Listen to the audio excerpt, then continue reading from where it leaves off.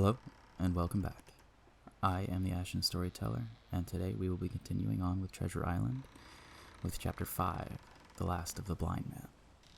My curiosity, in a sense, was stronger than my fear, for I could not remain where I was, but crept back to the bank again, whence, sheltering my head behind a bush of broom, I might command the road before our door.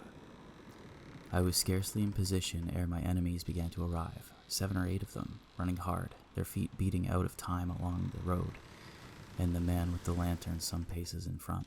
3 men ran together, hand in hand, and I made out, even through the mist, that the middle man of this trio was the blind beggar.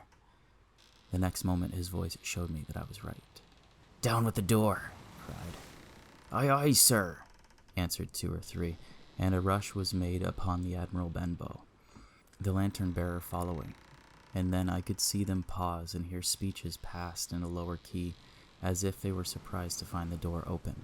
But the pause was brief, for the blind man again issued his commands, his voice sounding louder and higher, as if he were afire with eagerness and rage. In, he shouted, and cursed them for the delay. 4 or 5 of them obeyed, 2 remaining on the road with the formidable beggar. There was a pause, then a cry of surprise, and then a voice shouting from the house, "Bill's dead!" But the blind man swore at them again for their delay.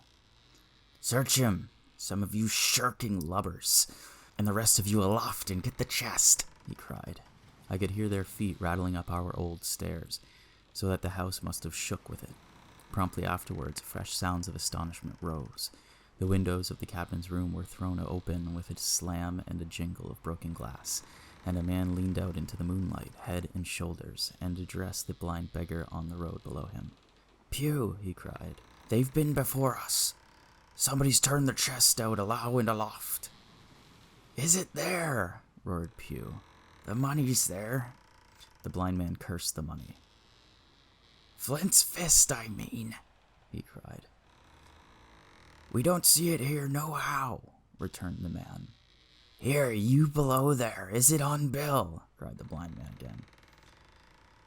At the other fellow, probably him who had remained below to search the captain's body, came to the door of the inn. "Bill's been overhauled already," said he. "Nothing left. It's these people of the inn. It's that boy. I wish I'd put his eyes out," cried the blind man, Pew. "They had the door bolted when I tried it. Scatter, lads, and find 'em." "Sure enough, they left their glim here," said the fellow from the window. "Scatter and find 'em. Rout the house out," reiterated Pew, striking with his stick upon the road. Then there followed a great to-do through all our old inn. Heavy feet pounding to and fro, furniture thrown over, doors kicked in, until the very rocks echoed and the men came out again, one after another, on the road and declared that we were nowhere to be found. And just the same whistle that had alarmed my mother and myself over the dead captain's money was once more clearly audible through the night, but this time twice repeated. I had thought it to be the blind man's trumpet, so to speak, summoning his crew to the assault, but I now found that it was a signal from the hillside towards the hamlet, and from its effect upon the buccaneers, a signal to warn them of approaching danger. "There's Dirk again," said one. "Twice. We'll have to budge, mates." "Budge, you skulk," cried Pew. "Dirk was a fool and a coward from the first. You wouldn't mind him. They must be close by. They can't be far. You have your hands on it. Scatter and look for them, dogs. Oh, shiver my soul," he cried. "If I had eyes." This appeal seemed to produce some effect, for 2 of the fellows began to look here and there among the lumber, but half-heartedly, I thought, and with half an eye to their own danger all the time, while the rest stood irresolute on the road. "You have your hands on thousands, you fools. You hang a leg.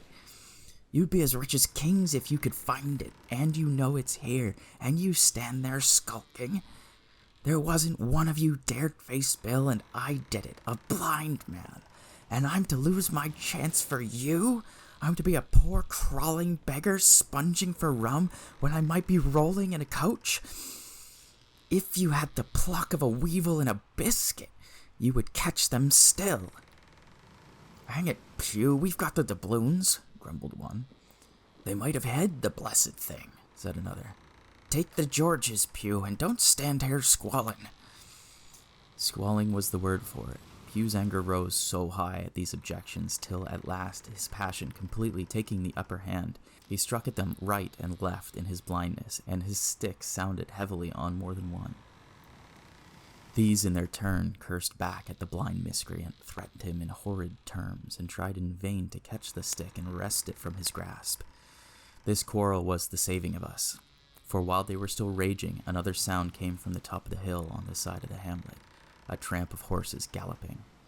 Almost at the same time, a pistol shot, flash, and report came from the hedge side, and that was plainly the last signal of danger, for the buccaneers turned at once and ran, separating in every direction, one seaward along the cove, one slant across the hill, and so on, so that in half a minute not a sign of them remained but Pew.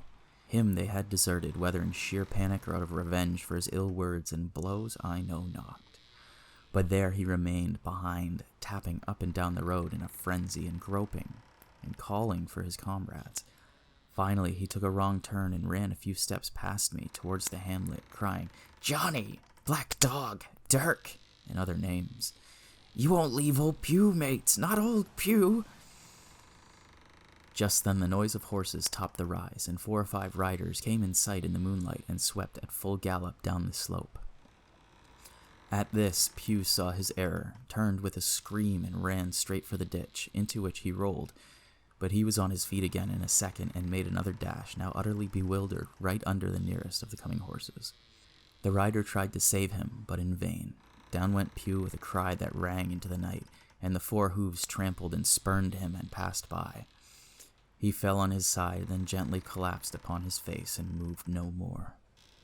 I leapt to my feet and hailed the riders. They were pulling up at any rate, horrified at the accident, and I soon saw what they were.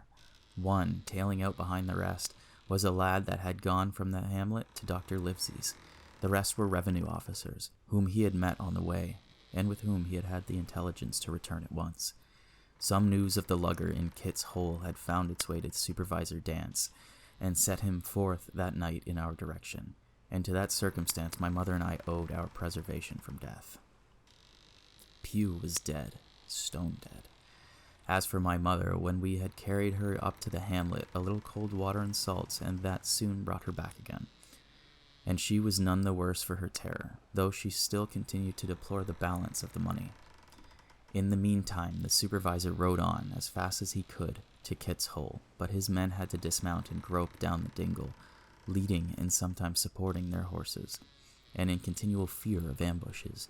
It was no great matter for surprise that when they got down to the hole, the lugger was already under way. Though still close in, he hailed her.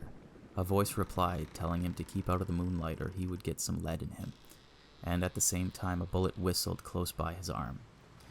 Soon after, the lugger doubled the point and disappeared. Mr. Dance stood there, and he said, "Like a fish out of water," and all he could do was to dispatch his men to warn the cutter. "And that," he said, "is just about as good as nothing.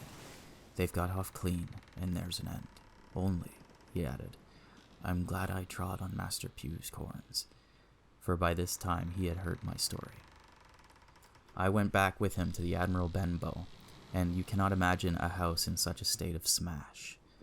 The very clock had been thrown down by these fellows in the furious hunt after my mother and myself, and though nothing had actually been taken away except the captain's money bag and a little silver from the till, I could see at once that we were ruined. Mr. Dance could make nothing of the scene. "They got the money, you say? Well then, Hawkins, what infortune were they after? More money, I suppose?" "No, sir, not money, I think," replied I. "In fact, I believe I have the thing in my breast pocket, and to tell the truth, I should like to get it put in safety." "To be sure, boy, quite right," said he. "I'll take it, if you like." "I thought perhaps Dr. Livesey," I began. "Perfectly right," he interrupted very cheerily. "Perfectly right, a gentleman and a magistrate. And now I come to think of it, I might as well ride round there myself and report to him or squire. Master Pew's dead. When all's gone, not that I regret it, but he's dead, you see, and people will make it out against an officer of His Majesty's revenue, if make it out they can. Now I'll tell you, Hawkins, if you like. I'll take you along." I thanked him heartily for the offer, and we walked back to the hamlet where the horses were. By the time I had told my mother of my purpose, they were all in the saddle. "Dogger," said Mr. Dance, "you have a good horse. Take up this lad behind you."